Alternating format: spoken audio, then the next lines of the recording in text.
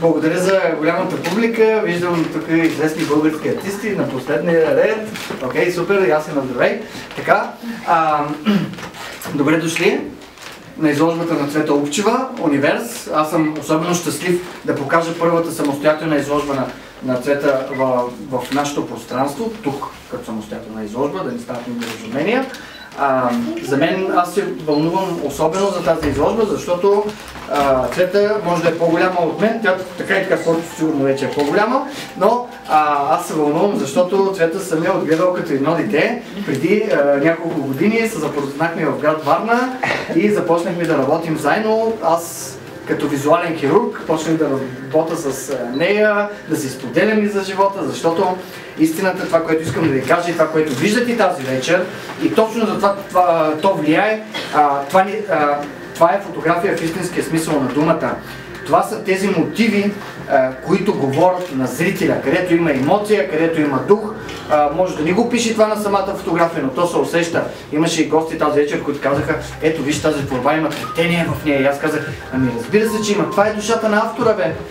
Точно това е същността на голямото и стойностно изкуство в света. И не да се казва, че в България хората не се интересуват от фотография. Аз винаги съм бил на това мнение, че нека да представим качествени продукти, Цвете, благодаря ти за което, те са точно такива тази вечер, и тогава да видим дали фотография може да се продава или някой би се интересувал от такова нещо. За света на света нямам думи, той е един универс, както се казва и изложбата. Вие ще видите различни предложения. Тя работи с основна тема при нея геометрията, спиралата на Фибоначи, цветето на живота и лицето на живота. Тя сама има, може да каже с няколко думи, просто така за две-три работи, не така да отличаваме публиката, защото тя има още по-интересни въпроси към нас. Но това, което виждате, на мен лично много ми допада, има различни предложения. Някои от мотивите или комбинациите като композиции наподобяват на натюрморт. Някои наподобяват на природа с архитектура. Аз не случайно, сигурно всички сега сте много любопитни. Нали? Всички трябва да бъдем любопитни. Трябва да бъдем любопитни и тогава се случват нещата. Защо аз избрах за нос на изложбата точно това цвете, което виждате, и съм му сложил номер едно? Защото за мен сивият цвят, този металик, тази градация в полутоновите, който е използвана за фон на основния мотив, ми наподобява на индустрия, на архитектура. Цветето дава живота, тази симбиоза, както и пред нас в живота, природата се смесва с архитектурата и индустрията. Това е истината или пък вечната борба. Това е нещо, което няма нищо лошо. Разбира се, че някой ще полюбопитат, ще кажат, това не е фотография, затова не сте прави. Аз мога да ви опровергая с това, че всички цветя, които виждате, или някои форми на живот, като охлювите и така нататък, те са истински. Цвета ги фотографира.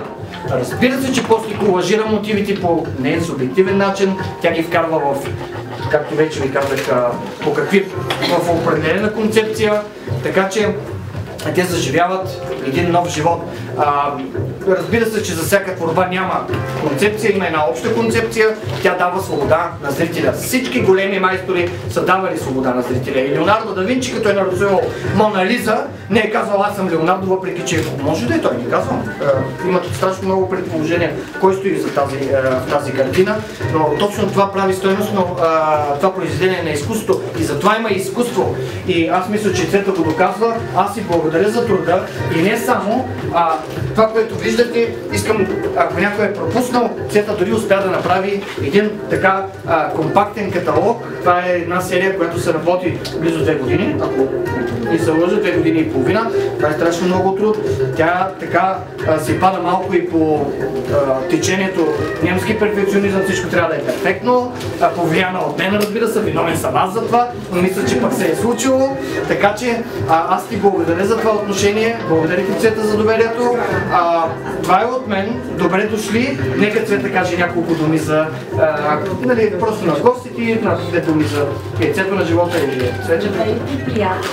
Добре дошли на откриването на моята първа изложба концептуална фотография. Радвам се, че сте тук и че мога да покажа